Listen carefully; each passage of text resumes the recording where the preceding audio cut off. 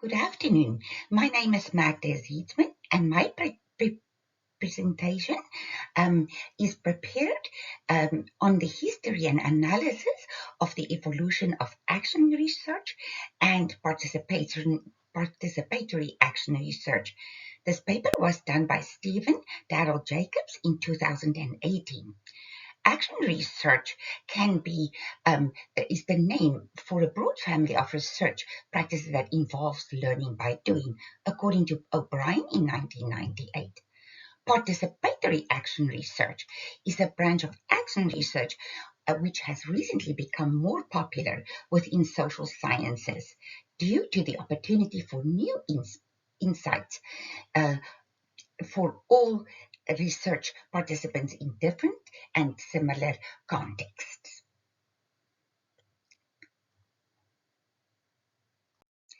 We start with an overview of Dr. Jacobs. He started in the medical domain as a healthcare aide, and this attracted him to become to go into the field of nursing. He obtained a bachelor's in science in nursing from New York State University, 2 master's degrees from Athabasca University and Michigan University, a PhD from the University of Victoria, and a certificate in the teaching of adults from Centennial College. Currently, he's working at George Brown University in Toronto, Canada, as professor in nursing. He has published 7 peer-reviewed articles and 2 non-peer-reviewed articles. This deals with the mentorship in healthcare, action research, and student educational issues. Dr. Jacob is married, he's a pet lover, and he has 2 sons. He loves running, jasmine tea, and listens to punk rock music. Dr. Jacobs' background influences his action or his view towards action research. He ensures technical action research because he's considered as an expert in a medical field. He provides authority and neutrality in research. Practical action research is ensured by being well-educated, experienced, and he looks thoroughly at data and interprets situations. Emancipatory research is also ensured. He mentors diverse populations, he teaches diverse populations, and encourages them to become participants of their own future education.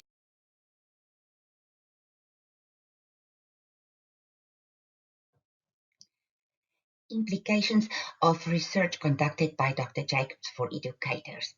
Dr. Jacobs sheds the light on philosophers from the past and their valuable philosophies.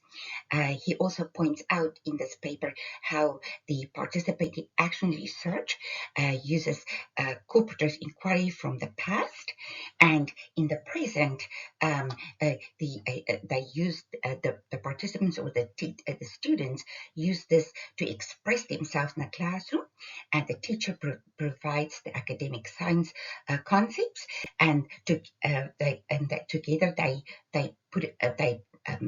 combine it, and then they design a future. So PAR allows participants to express, to intervene, and how to eliminate equality for all.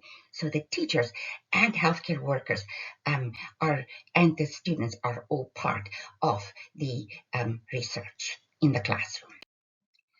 The connection of PAR to social studies and action research, they both include the technical aspect and practical aspect. There's a connection.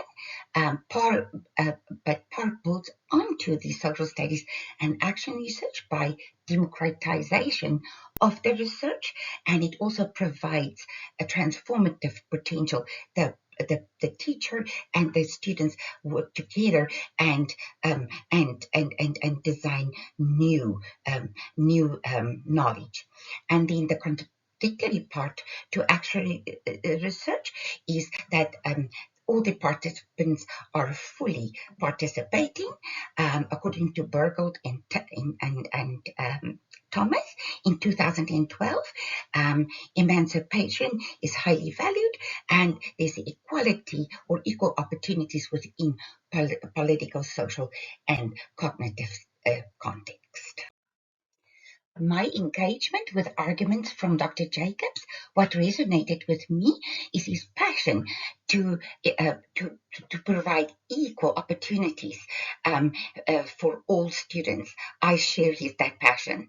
What frustrated me is that there's still so much injustice in our world. What was easy to accept is that participative action research is not only a research methodology, but it is actually a philosophy of life.